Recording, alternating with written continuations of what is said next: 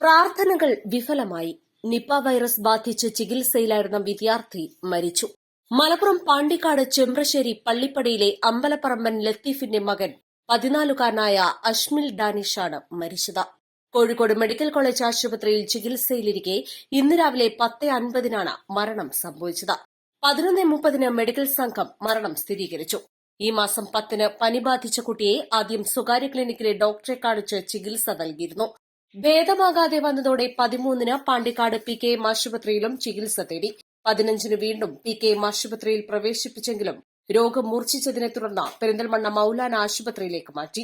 തുടർന്ന് വെള്ളിയാഴ്ച കോഴിക്കോട് മിംസ് ആശുപത്രിയിലേക്കും ഇന്നലെ നിപ സ്ഥിരീകരിച്ചതിനെ തുടർന്ന് കോഴിക്കോട് മെഡിക്കൽ കോളേജ് ആശുപത്രിയിലേക്കും മാറ്റുകയായിരുന്നു. നിപ വൈറസിന്റെ ആന്റിബോഡി ഓസ്ട്രേലിയയിൽ നിന്ന് എത്തിച്ചെങ്കിലും ഇത് നൽകുന്നതിന് മുൻപാണ് മരണം സംഭവിച്ചത്. കുട്ടിയുമായി സമ്പർക്കമുള്ള 246 പേരുടെ പട്ടികയാണ് നിലവിൽ തയ്യാറാക്കിയിട്ടുള്ളത്. ഇതിൽ 63 പേർ ഹൈറിസ്ക് കാറ്റഗറിയിലാണ്. ഹൈറിസ്ക് കാറ്റഗറിയിലുള്ള എല്ലാവരുടെയും സ്രവം പരിശോധനയ്ക്ക് അയക്കും. ഇതിൽ 3 പേർക്ക് രോഗലക്ഷണങ്ങളുണ്ട്. ഇവരുടെ സ്രവ പരിശോധനാ ഫലം വൈകാതെ തന്നെ ലഭ്യമാകും. 6 വർഷത്തിനിടെ 21 പേരാണ് സംസ്ഥാനത്ത് നിപ ബാധിച്ച് മരിച്ചത്. ആനക്കയം പഞ്ചായത്തിലെ പന്തല്ലൂർ ഹയർ സെക്കൻഡറി സ്കൂളിലെ 9ാം ക്ലാസ് വിദ്യാർത്ഥിയാണ്.